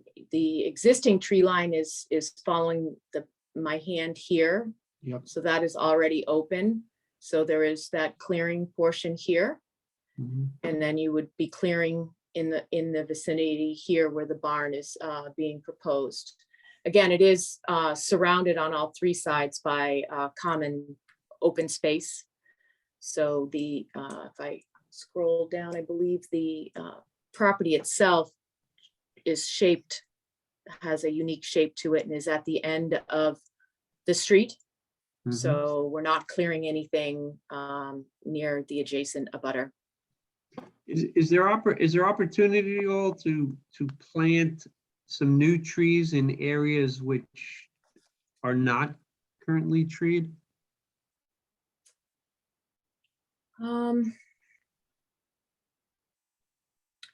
The only locations that I see that are not currently treed within the buffer would be this small portion here, Mhm. which I'm looking at an ease. Oh, that's a septic easement. So we wouldn't want to put anything No, you in wouldn't. there. So it is very limited, unfortunately. This right here is the exclusive use line. So this would technically is the property line.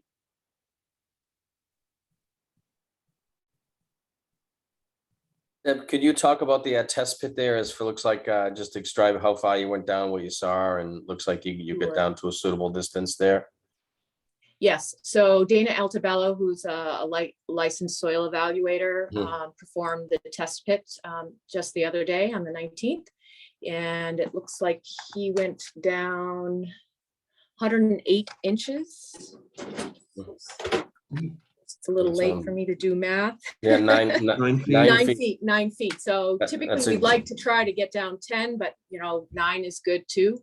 Yeah, He did reach modeling. So that's, soil staining at about 84 inches, which ended up being elevation 50.7, which just gives, I did note, they didn't quite reach right now 2 foot of separation. They're 2/10 off. But I did relook at this, and the system can go up 2/10 to make sure that we ensure a 2 foot separation from the bottom of the stone to estimated soil, high seasonal high groundwater. great. Could I ask you to slide the plan up again? Sure. So is there opportunity in, stop. Thanks. Is there opportunity here to possibly plant a few trees? There are already I trees would- there. There's Okay. already trees there? Yeah. Sorry. Yeah. That's all right. They're just Thank not you, on the Will. plan. Yeah, no problem. Okay. So basically there is no place else to plant trees. I don't think so. We're in a really wooded area. Okay, all right. One tree? How about one tree? You could put one in the middle of the yard. We are planning on leaving one of the big ones, the beech tree, because beech would, leave a nice beech. Yes. So, yeah. Where's the beach? I think it's at the back corner, all the way to the top of the plan near the red line. Oh, yeah. Yep, yeah. exactly. Right here. Will, would you be maybe one right here where the tree line comes close to the property line? I'm sure we could find Right one there? to keep or one to plant somewhere Plant there? within there. Yeah, it's not a problem.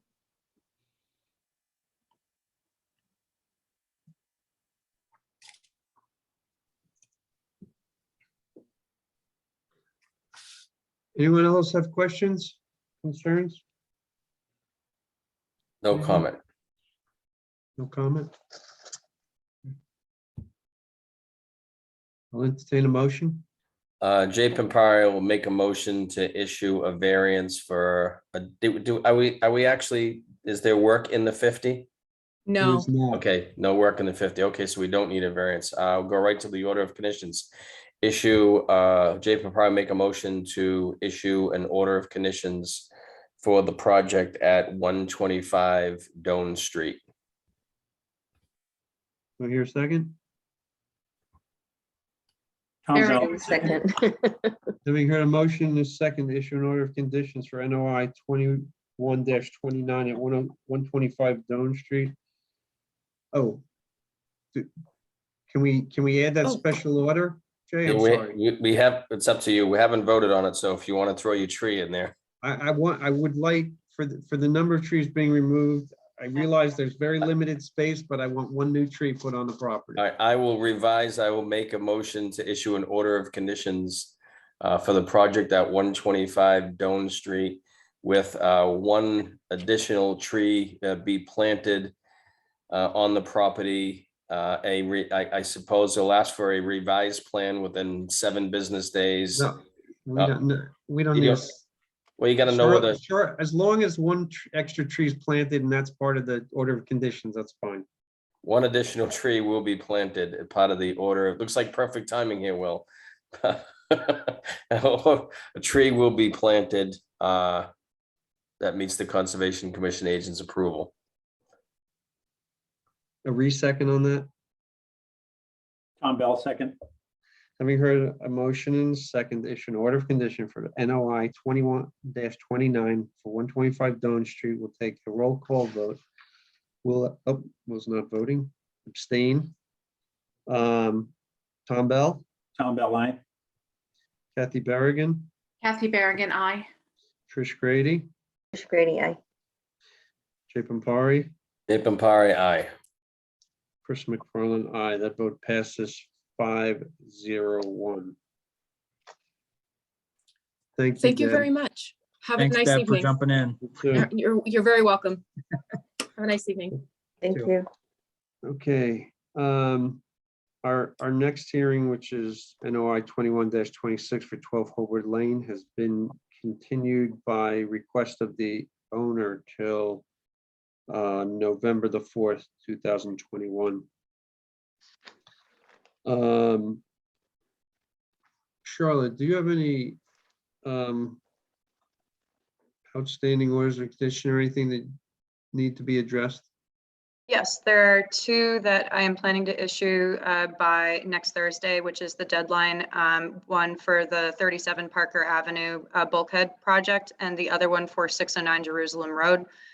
Both of the draft orders of condition forms as well as the special conditions are all in OneDrive.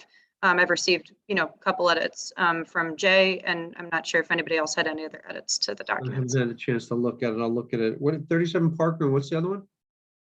609 Jerusalem Road. That's the, It's Sure. they're replacing the porches and they're adding a sport court. oh yeah, okay. Okay, yeah, give it, so everyone, if you have any comments, take a look this week so she can get it out. I did look at them, Charlotte. Thank you. Okay. Do you have anything else to report to us? Sure, yeah, I have a couple project updates for you guys. I did go to these sites and took pictures, but I apologize, I've not had time to write up site summaries, so I'm happy to share those with you guys and put them in OneDrive. So following up on the 74 and 86 Beach Street revetment project, yesterday we went out with an arborist from Maltby, who the applicant, will, they'll pay for the assessment. But Maltby walked up and down the project area with myself, the owners from 74 and 86 Beach, and John Cavanero. And we identified a handful of trees that were dying or already dead. Most of them have had very exposed roots. And, if they weren't dead, they were already on their way out due to the, erosion from that ledge. And so we marked all of them on the site plan. I put them in OneDrive. I apologize, I did this today, so if anyone hasn't had a chance to look at it, they are in there. So the site plan is marked up. The species are noted with the exposed root notes and then the dead ones. So we counted 16 trees to come out. One black cherry at the end of the project line on the right-hand side where the stairs are. One is going to remain, but it's just going to be pruned at the top for growth. So when the arborist looked at all of them, there were two trees that they weren't necessarily dying. However, the project will affect them directly. One, because they're directly in the line of the revetment.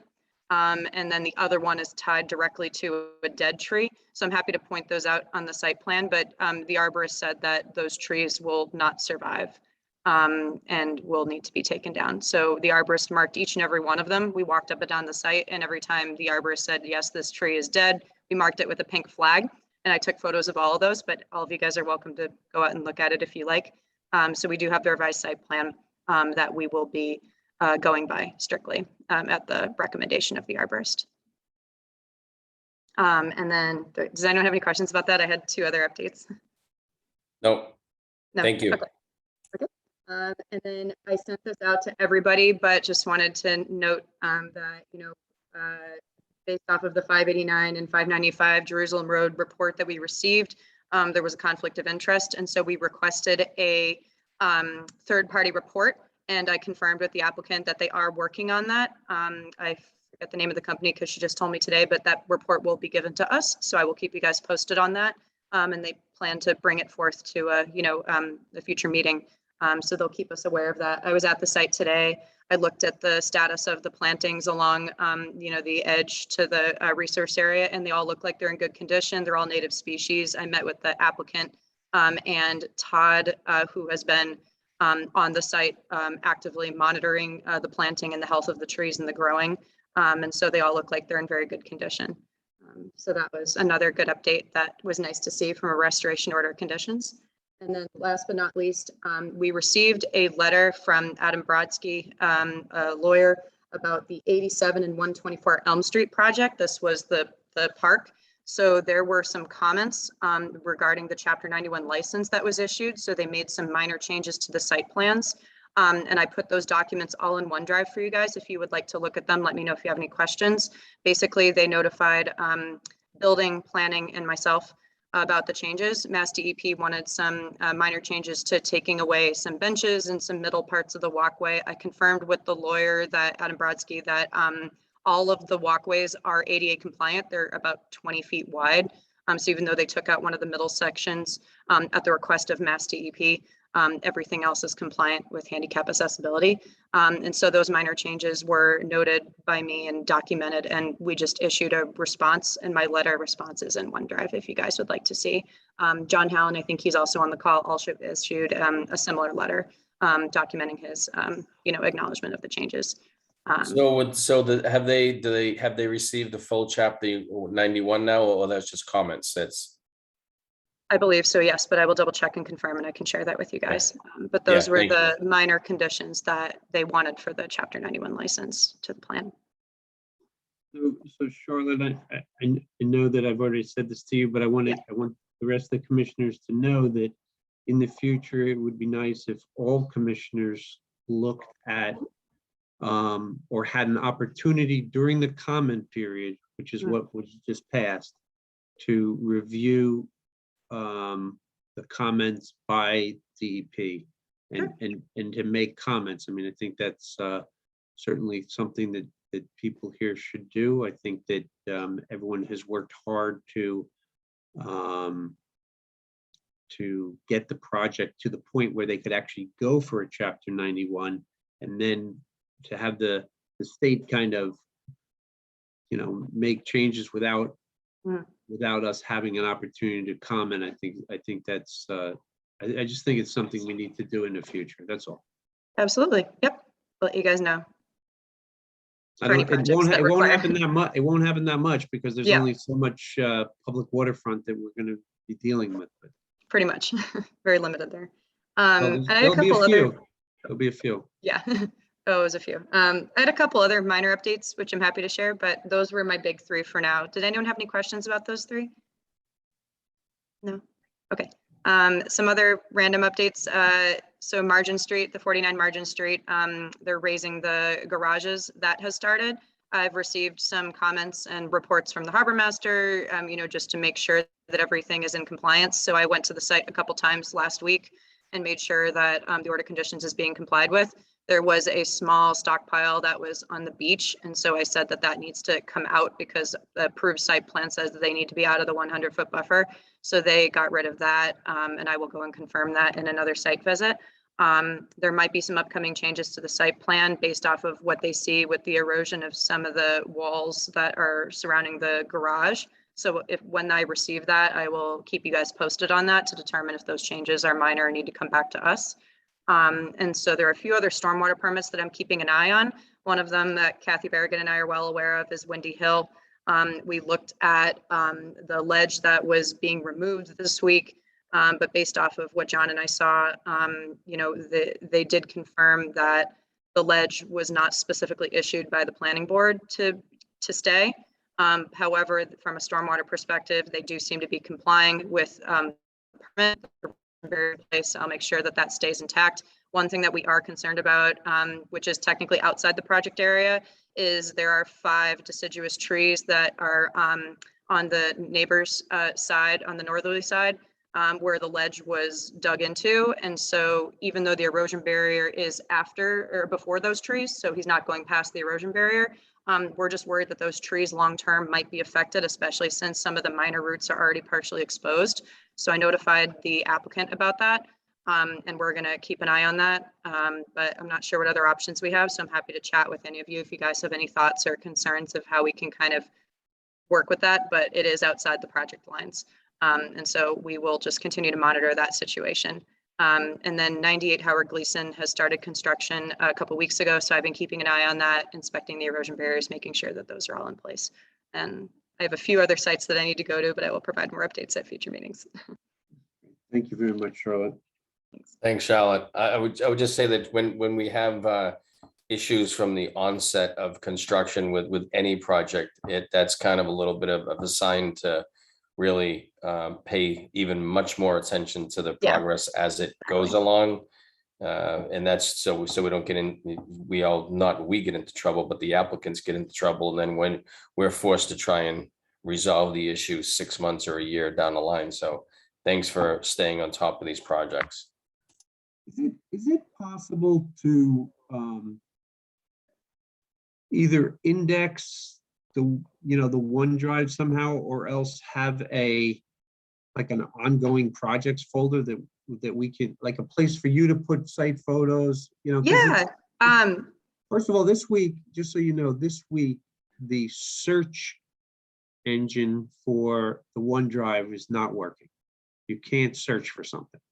Not only that, but there seems to be a lot of folders that aren't that either aren't opening properly. They're basically saying this folder's empty.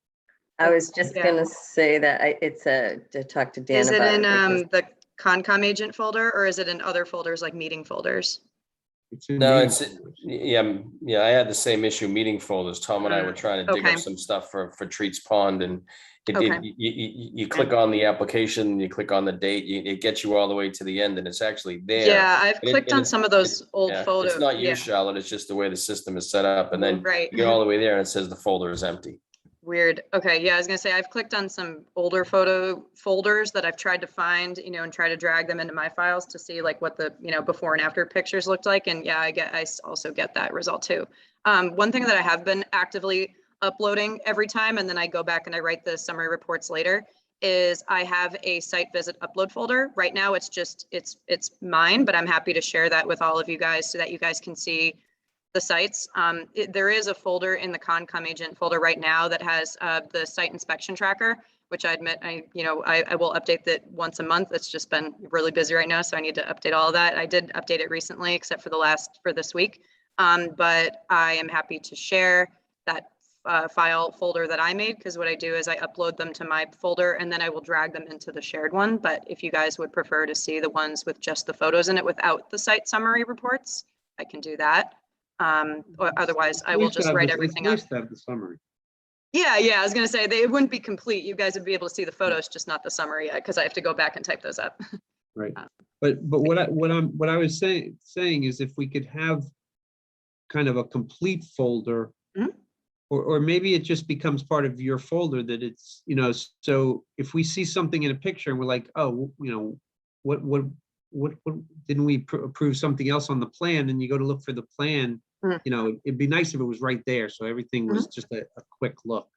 Okay, yeah, I think putting in the current approved plan is a great idea, because then you guys can see the plan, look at the photos and be like, wait, does this make sense or not make sense? So Okay. yeah, I can put the plans in those. Great, thank you. And does everyone know where that folder is, by the way? It's in the Concom agent folder, and it's like the site visit inspection tracker folder, and you guys can go into the subfolders. But if anybody has trouble, just let me know. And will you just ask whoever the IT person is to take a look at the Yeah. OneDrive for us? Yeah, That'd be great. It's Mhm. definitely having issues. yeah. Okay. Hey, Chris, tree warden, Andy Swanson, I think. Oh, Does thank that you. sound right? I don't know. Yeah, That sounds right? yeah. Okay. Any other documents that need consideration by the board or vote? No. Okay. Any 48-hour issues? I just say that Charlotte, you probably ought to swing by 80 Howe Road. It's looking a Howe little, Road? looking a little unruly again. Okay, They just put in their utilities and stuff, and could probably needs a sweep or two. Something needs to be Okay. done there. okay. I'll take a look at that one. I am getting a lot of traffic on my email complaints from across the pond about the noise at Windy Hill. Okay. I Yeah, think it's in our really order of loud. con- I was, yep. Our next order of conditions, when they have to remove so much ledge, would be that they buy the neighborhood all noise canceling earphones. Oh, gee. Think we could do that? Let's try it. Bose specifically. They're the best. Give them an Amazon link. Yeah. Well, since our town doesn't have a hours of work bylaw. Oh, no, we do. Yeah, we do. Oh, we we do? do. Yeah, I was told we didn't. I think it's 7 to 5. But we, And I think that that you can't work on a holiday. These guys started up at 7 a.m. on Columbus Day. And then I got just a flood of emails from people in Hull, because and I can say that you can hear it several miles offshore. Yeah, Kathy and I were trying to look into that. that. Yeah, we weren't sure, like, we didn't think holidays were allowed, but we were trying to find the bylaw that said what the, times were. Yeah, it's in there somewhere, but and I think holidays and weekends are excluded from work days. So Well, I'd like to see that, Tom, if you ever find where it is. yeah, well, I'll put my wife on that. Mr. Chair, do you want to bring up the trainings? I know that Charlotte had sent an email out about, seemed like Monday or Tuesday evening to, the town is looking, or the Concom's looking into do a, 1.5 to 2 hour wetland overview 101 type of thing with our attorney, who's going to come in and do a canned presentation for the group. That would be a great refresher, as well as a good overview for some of the newer commissioners. So I guess look for that in the upcoming weeks to happen on a Monday or a Tuesday night. Yeah, I did want to bring that up. Thanks, Jay. Yeah, I've gotten most responses. Sounds like a Monday or Tuesday evening, maybe a Tuesday evening, I think, because some people said they can't do Mondays. But yeah, if anybody has a particular preference, just let me know, and I can try to find some, times that work. But yeah, it sounds like, October's out just because we're so close to the end of the month. So we'll target, the first half of November. I'm always the outlier. It was like Monday. It's okay. Yeah, we all have different schedules. I know. Yeah. Tuesday is so hard. Okay. Any other issues? Do I have a motion to close the hearing? Motion to adjourn. I have lots of issues, but I'll second that motion. Having got a motion and a second, all in favor, say aye. Aye. Aye. Can I say Thank you, aye? I don't everyone. think. Thanks, guys. This is like a night. record, 8:30. Oh my God. Yeah. Thank you. Bye-bye. Hey, guys, what's Good on the night. agenda for next week? Anything 2 weeks from tonight? I forgot to ask. Besides the continuance for Hobart, do we have anything new? Yes, no? So I don't think we have anything new, but there is an amended order of conditions for the project. I forget the address in Jerusalem Road, but it's the Greek Church project. It's an amended NOI Okay. with a revised site The plan. Greek church in Hobart. Okay. So Charlotte, Amy said yesterday how difficult an Yeah. amended order. Can you please check with her and find, because I don't think any of us are familiar with what those extra steps are. Yeah, I can check with her on that because I told the engineers that an amended order seemed appropriate, at least when I looked at the bylaws, but that was before we talked to legal counsel. So I'll follow up with her on that. I think Will Right. might know what it entails. Mhm. No? Oh, wait, What? sorry, who would? Yeah. You smiled when I said it. I thought maybe you knew what that entailed. Oh, no, I'm just Okay. thinking about a work project. And that's That at made the me Andover smile. Concom. Well, Amy Questel, is that how you say her name? Is our appointed attorney. And during a short meeting with her yesterday, she suggested that a amendment to an order of conditions is more difficult than just a refiling. That in fact, you have to do all the same things as filing for an NOI, but there's 2 more steps you have to do. And I think it has to do with actually going to DEP and getting some stuff. So she said, don't do it. Like, just tell them to just refile. It's easier. So, Yeah, she also said if you refile, you can reference the old NOI number in order of conditions. And so that seemed to be like, it was a less steps, but I'll get the details from Amy and I can share that with you guys. Cause I was also like, wait, an amended order versus a new order sounds the same, but she explained it like with the Mass DEP steps. So, yeah. very good.